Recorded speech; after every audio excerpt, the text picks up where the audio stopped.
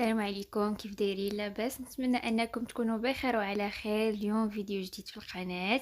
غادي نقدم لكم كيكه بجوج طبقات.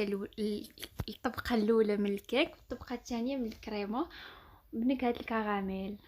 غنحتاجو في المقادير بيضه، نص كاس سنيده،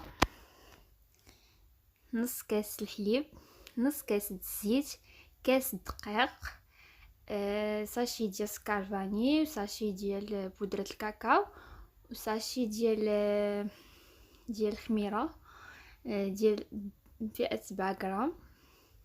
غادي نطربوا البيض وسكر سنيده، وساشي ديال سكر فاني. غادي نطربوهم غير بالطراب اليدوي. بعد ما طربناهم غادي نزيدوا لهم الحليب، الزيت عفوا. غادي نطربوا شي تجانس ليا الخليط، من بعد نزيدوا لهم الحليب،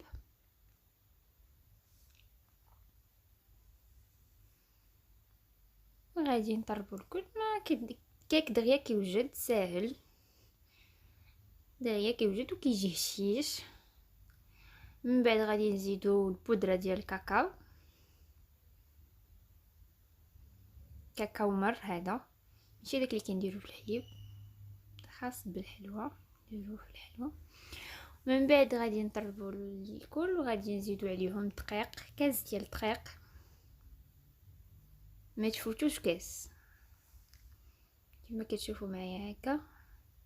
غادي نزيدوا دابا الخميره 7 غرام، الا كانت عندكم ديال 16 غرام او 14 ديروا نص ديالها.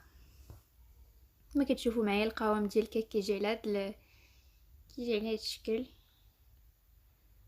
وغنديروه في المول دابا اللي غيكون هكا على شكل دائري. انا درتو هكا كيتحل من الجناب، دهنتوه بالزبده والدقيق. غادي ندخلو في الفران اللي يكون بارد، محتاج نسخنو. كما كتشوفوا معايا الكيك ها هو وجد. غنخليوه يبرد وغادي ندوزو نوجدو الكراميل. غنحتاجو فيه نص كاس ديال السكر سنيده، ونص كاس ديال الحليب، معلقه صغيره ديال الزبده. وكما كتشوفوا غادي نديرو قد الحليب قد السكر سنيده. درتو كاس عامر ديروا كاس عامر، يعني كنديروا قد السنيده قد الحليب، ومعلقه ديال الزبده صغيره وقبيصه الملح. دابا غادي نديرو السكر، غادي نحطوه في قبوطه اللي مهيله، ما غاديش نحركوه، غادي نساوه نخليوه حتى يذوب على خاطره. وغادي ياخذ لكم شويه الوقت، كيبغي الصبر. اللي ما عندهاش الصبر بلا ما توجد الكراميل، غير تخرج تشريه. هنا كيبغي شويه ديال الصبر. كما كتشوفوا ها هو بدا كيذوب معايا. نوجدوا شي حاجه اللي في الدار تكون زوينه، تكون زعما نقيه، عارفين شنو فيها، عارفين شنو المكونات اللي فيها. ومنها نقتصدوا ديك 30 درهم او 25 درهم.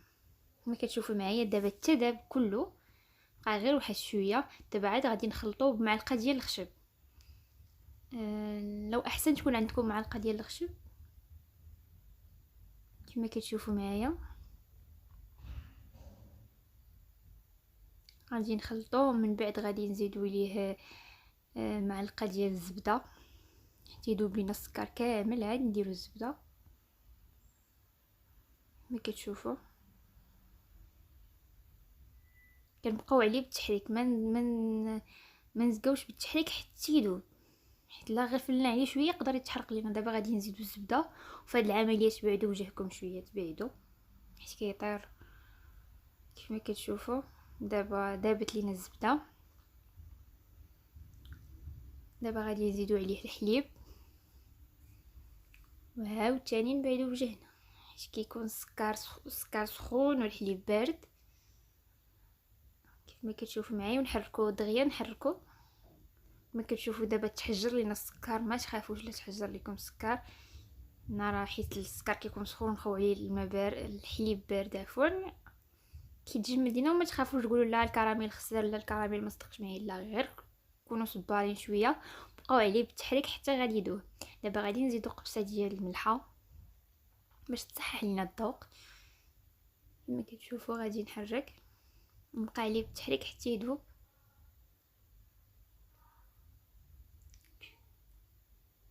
كيف ما كتشوفوا معايا غادي نبقى نحرك. ودابا الكراميل ديالنا كيف ما كتشوفوا معايا بدا يقاد. ملي كندوز المعلقه هكا وكتخلي ليا واحد الخط، نعرفوا ان الكراميل ديالي وجد كيف ما كتشوفوا. دابا زولتو، غنزولو على البوطه كما كتشوفوا هكا.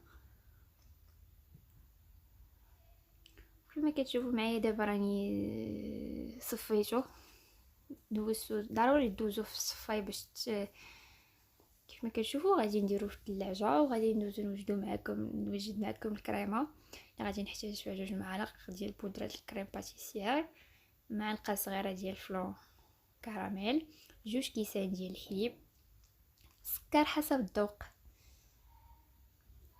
وغادي نحتاجو دانيت كراميل. ودابا غادي ندوزو نجمعو الكل، نديرو كل شيء في الكاسرون بحال هكا، نطربوه عاد نحطوه فوق البوطه. السكر كديروا على حسب الذوق ديالكم. كاين عزالي الحلاوه، كاين اللي ما يدوش مع الحلاوه. ما تنساوش ثاني راه غادي نديروا الكراميل، عندنا البنان حلو، عندنا الكراميل حلو، دانيت كراميل حلو. السكر ما نقويوش. كما كتشوفوا غادي نطرب الكل، كلشي غادي نطربو وغادي نحطو فوق البوطه، وكنبقى نطرب فيه حتى تختار ليا الكريمه تعقاد ليا. نبقاو هكا نحركوها باش ما تحرقش لينا. نخلي واحد البوطه تكون شويه مهيله، ما تكونش مهيله وما تكونش عاود مجهده. كما كتشوفوا معايا دابا الكريمه ديالي وجدات او عقادات. كنزولها من فوق البوطه وكنزيدو عليها دانيت كراميل وكنحركو دغيا، حيت شويه دغيا كتجمد لينا هاد الكريمه الا ما زربناش عليها. غادي نخويوها مباشره فوق الكيك من بعد ما برد لينا كما كتشوفوا. نديروها من بعد ما تفقد الحراره ديالها عاد ندخلوها للثلاجه. فغادي نخليوها حتى تبرد عاد ندخلوها للثلاجه.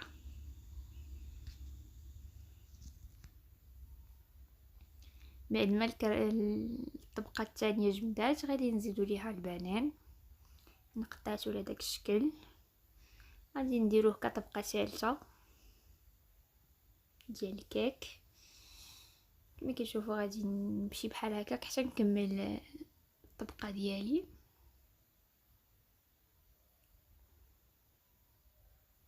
ودابا انا كملت، غطيت الطبقه ديال الكريمه بالبنان وغادي نزينها بالكراميل. انا قطعت البنان بهاد القطعه.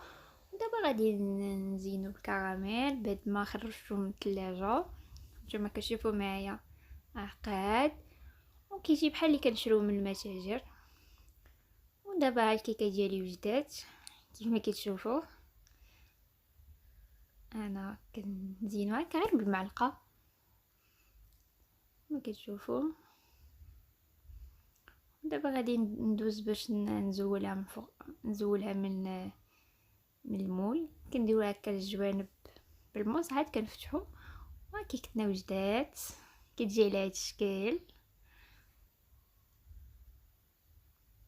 كتجي بواحد الشكل اللي هو زوين، كتجي لذيذه في المذاق ديالها، كتجي زوينه كيف ما كنشوف معايا. كتجي لها هكا على شكل حجم عائلي.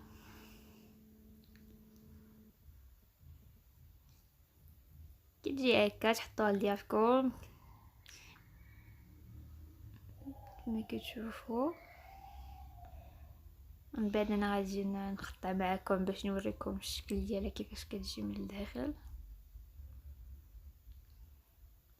كتجي هكا بحجم عائلي. ونتمنى ان الفيديو اليوم يعجبكم، وما تبخلوش عليا من التعليق ديالكم وملي لايك. دابا انا قطعت معكم الكيك كتجي على هذا الشكل. كتجي الكيك ديالها خفيفه وبصحتكم وراحتكم. نتمنى انكم اليوم الفيديو يكون يعجبكم وبالصحه والراحه، والى فيديو اخر. وما تنسوش ان التعليق ما تنسوش ان المقادير الوصفه تلقاهم في صندوق الوصف. وشكرا، الى موعد اخر.